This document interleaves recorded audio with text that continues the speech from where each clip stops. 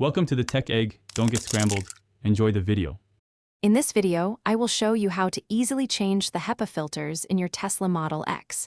Maintaining clean filters is crucial for optimal cabin air quality and your health.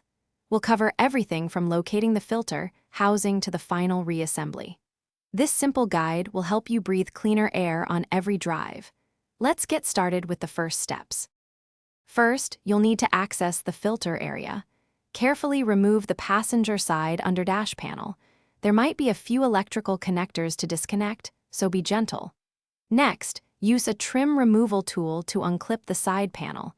Taking your time with these initial steps will prevent any damage to your vehicle's interior. It's a straightforward process.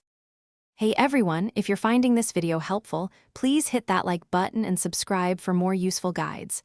Quick recommendation: bring your space to life with the Echo Dot smart speaker. It's perfect for adding music or smart home control to your car or home. Check the description for the link and other great deals. Now, let's get back to the video. Once you have access, you'll see the filter cover. Unscrew the retaining clips that hold it in place. With the cover off, gently pull out the old HEPA filters from their slots.